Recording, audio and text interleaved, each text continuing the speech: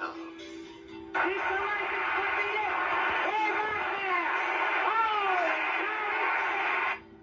What the do you think is my opinion of it? I think it was put that in, oh. So the Tribe drops its third straight on this trip, 6-1 to the Rangers. For the Indians, one run on, let's say, 1 hit. That's all we got. One goddamn hit. Don't worry, nobody's listening anyway. Talk about the past, talk about the history, I'm talking about what's great about this game of baseball. There's so much stuff that we talk about. I would say I would know, but I would say the reason why they want that is baseball going baseball sport that is gone into baseball, and from the baseball angle, I'm not going to speak of any other. What's going on, everybody? And for those of you that don't root for the New York Mets in baseball, my question that I want to open it is with you. Do you feel the same way when it comes to your baseball team, where you're always assuming the worst? The Mets a week ago, if you listened to the past ball show, you would see how euphoric I was and how uncharacteristically fanboy I was over the one team that I do allow to hurt me, and how excited I was for the Mets to finally add that extra player, the player that could likely put them over the top, the player that in some cases you felt like, hey, you could probably do without, but how much better is your team going to be if you have this player? And it was a week ago today where I was celebrating the potential and likely signing of Carlos Correa, and if I just remembered what it was like to be a Mets fan, I'd assume that we're in the position that we're in right now. And if you're a Mets fan, you probably shouldn't be too optimistic. If you follow the past 62 years of history of rooting for the Mets, you realize that it's basically like Lucy holding the football for Charlie Brown to kick. And Lucy's holding it, convinces Charlie Brown that he's going to be able to kick it this time. And he says, "Are you sure, Lucy?" "Yeah, I'm sure." "I don't believe you, but come on, Charlie Brown, I'm going to do what I can to convince you that I'm going to hold this football and you kick it." And that's what it is to be a Mets fan. And I feel like Carlos Correa and the way things are going to go here, as we stand exactly a week later, on the 28th day of December, I can't be any more pessimistic when it comes to Carlos Correa and the Mets working the deal out. Now, I feel like they're trying. I feel like there's the issues, whatever they are, with the medicals. I don't think the owner is involved as much right now. And listen, if it's a situation where the injury from 2014 is really going to keep him from being able to sign a long-term deal, then I don't want to hear another deal announced with another team for 10 years and $300 million. That's part number one. Baker Mayfield. I've been one of the rare Baker Mayfield supporters from day one. Kind of a good day to be a Baker Mayfield fan.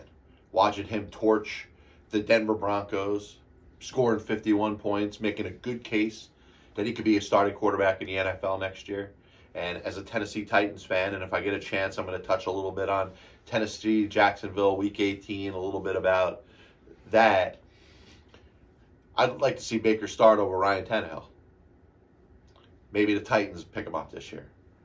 In free agency, I think there's going to be a handful of teams that are going to look at their quarterback and say, is our quarterback better than Baker Mayfield? And Baker's got 2 more weeks. If he could prepare and play well, it looks like he's healthy. He's in a good offense with obviously a good offensive coach.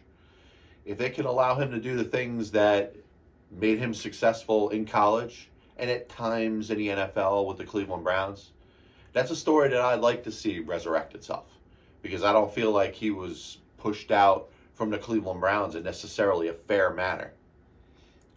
Everybody's weighed in on the Denver Broncos situation, and of course it culminates with the firing of head coach Nathaniel Hackett after said blowout loss, 51-14, on national television. The Rams basically embarrassed the Denver Broncos, a Denver Broncos team that, once again, and I hate to keep piling on here, but the Denver Broncos team that looked like it was going to be perfect. The Denver Broncos team that looked like it was headed to the Super Bowl before they played a game.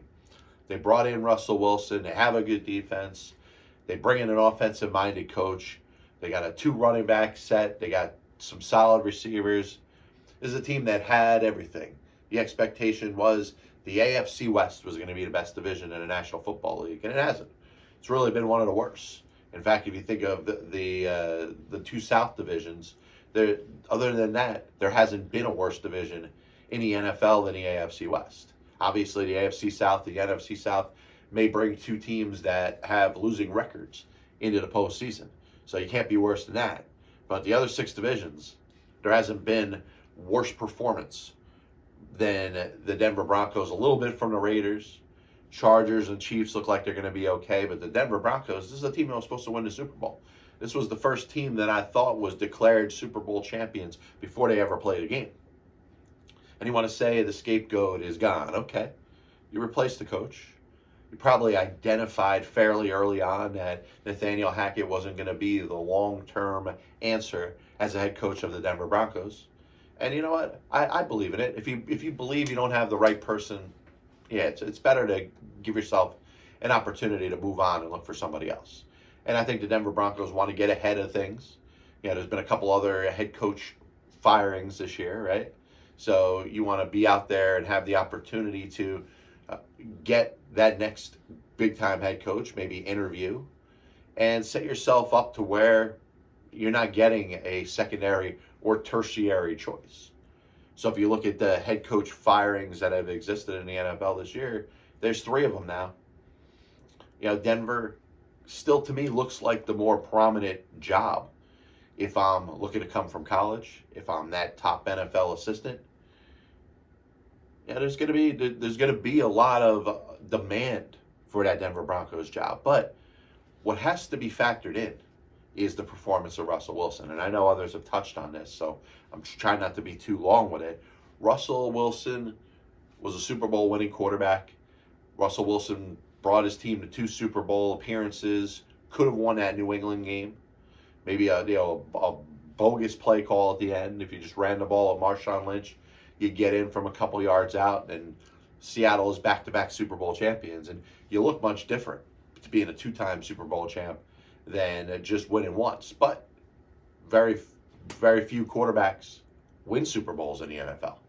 In the days where you got Brady and Mannings and others that have won multiples, the be a Super Bowl champion is something that is cherished. And the Denver Broncos looked at that, gave Russell Wilson that huge contract extension. And you could talk about how good of a person Russell Wilson is, and I believe that. He's great for the community. I think he's an accountable individual. He's the leader that you want for your football team. He deserves to wear the C on his chest. He takes responsibility for everything. He does try to build up the others that are around him and make him better. If I'm looking for that quarterback to be the most important person on either one of the fields, whether it's offense, defense, special teams, Russell Wilson checks all those boxes. At some point, you got to evaluate the guy's performance. It hasn't been a good year for him.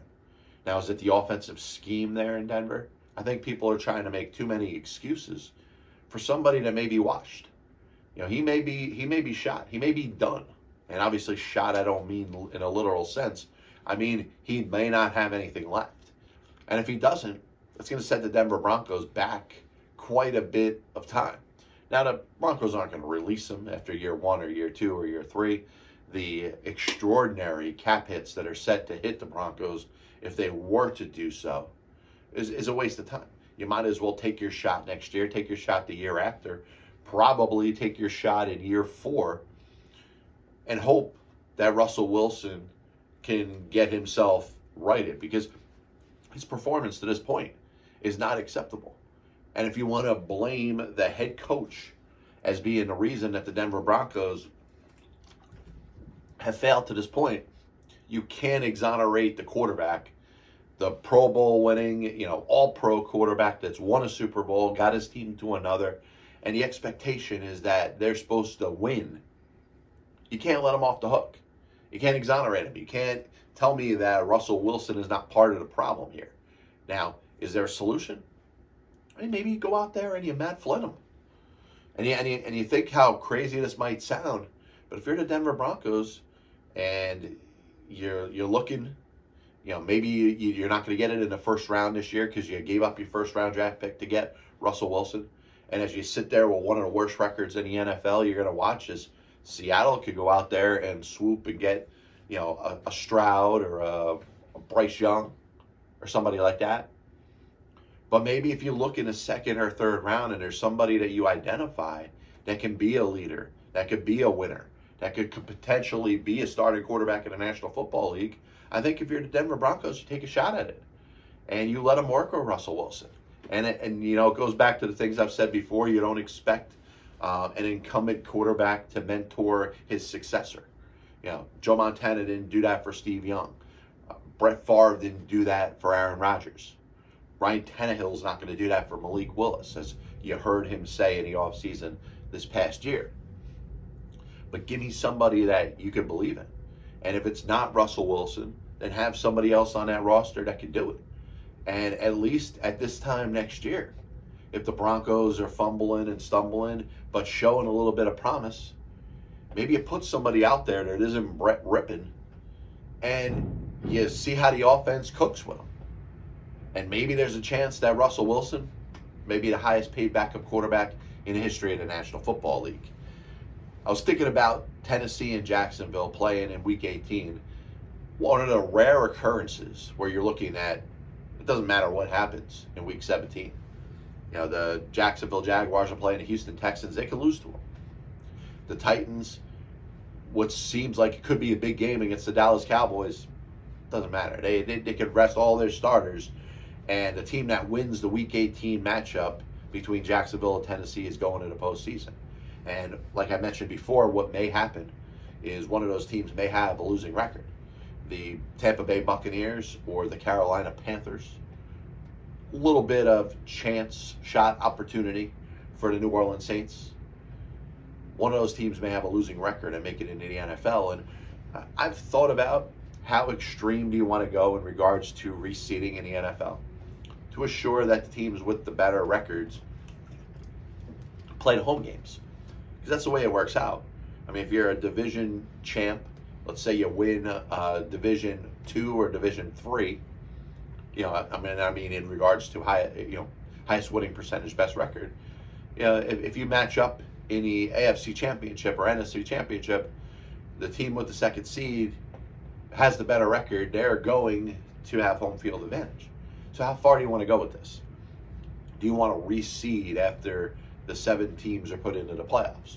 In other words, a team that finishes 8 and 9 has the 7th seed, even though right now they have the 4th seed and a home playoff game. I wouldn't want to go that far.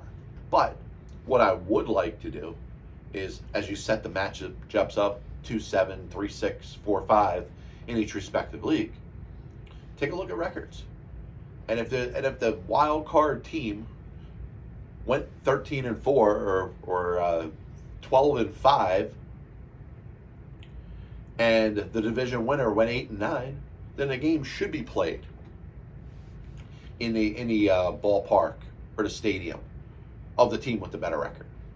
Think about that.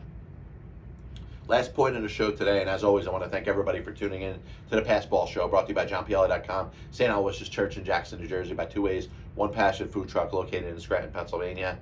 Rebounds and assists in the NBA. And I haven't brought up an NBA point in a little while.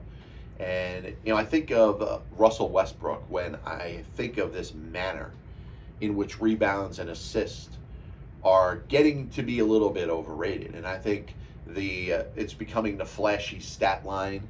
Hey, X points, X rebounds, X assists. That must mean you had a really good game.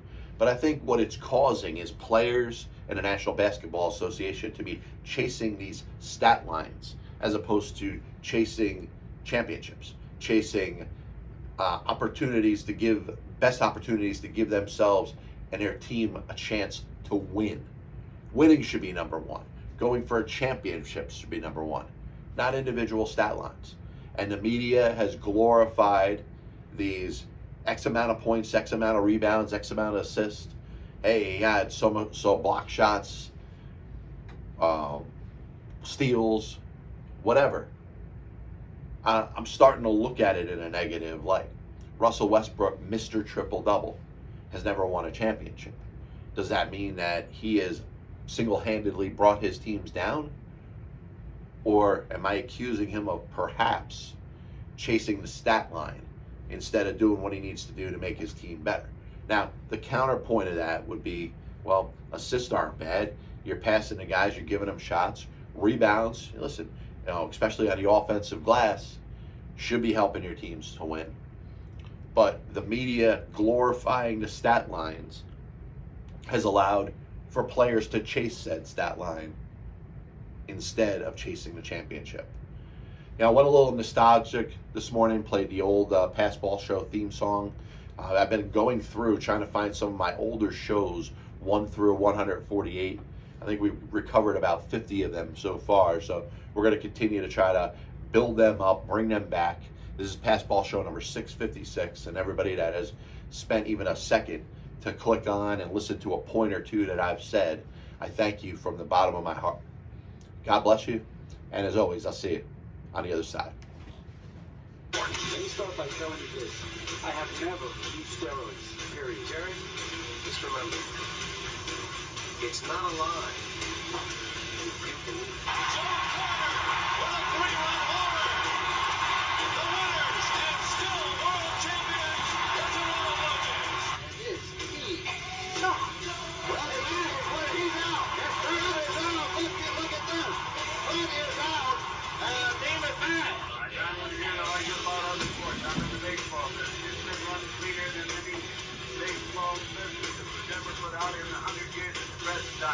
Sell the team.